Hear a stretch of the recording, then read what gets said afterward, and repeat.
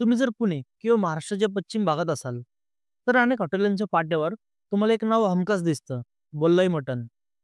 हे नाव वाचून तुमच्या मनात कधी प्रश्न आलाय का, की हे बोल्लाई मटण काय असतं? बोल्लाई नावाची एखादी खास जात आहे का मटणाची? आज आपण या प्रश्नाचं उत्तर शोधणार आहोत आणि या पुणेरी रहस्याचा पर्दाफाश करणार आहोत आजच्या या व्हिडिओमध्ये. नमस्कार, आपण बादा सावली कट्टा. खरं तर बोल्लाई हे मटणाचा प्रकार नाही, तर एका देवीचं नाव आहे.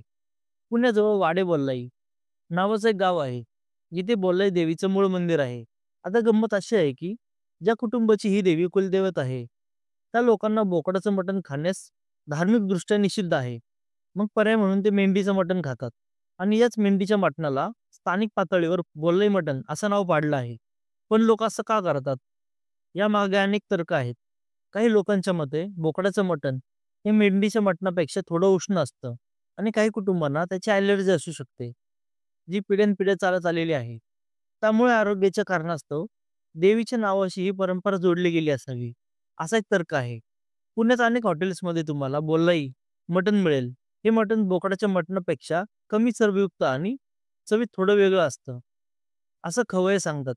अनेक हॉटेल्स आवर्जून पाट्या लावतात, जेणेकरून त्यांना बोकडाचं मटण चालत नाही, त्यांना संकोच वाटू नये. तर मित्रांनो, बोल्लाई मटण म्हणजे दुसरं-तिसरं काही नसून आपल्या महाराष्ट्राची एक अनोखी धार्मिक परंपरा आणि संस्कृती आहे, जी खाद्यपदार्थाशी जोडली आहे. तुम्ही कधी बोल्लाई मटण खाल्लं आहे का? तुमची याबद्दलची मतं किंवा अनुभव कमेंट्समध्ये नक्की कळवा. व्हिडिओ आवडल्यास लाईक करा, शेअर करा. अशाच मजेदार माहितीसाठी सावली कट्टाला सबस्क्राईब करायला विसरू नका. खात रहा, मस्त रहा. जय महाराष्ट्र.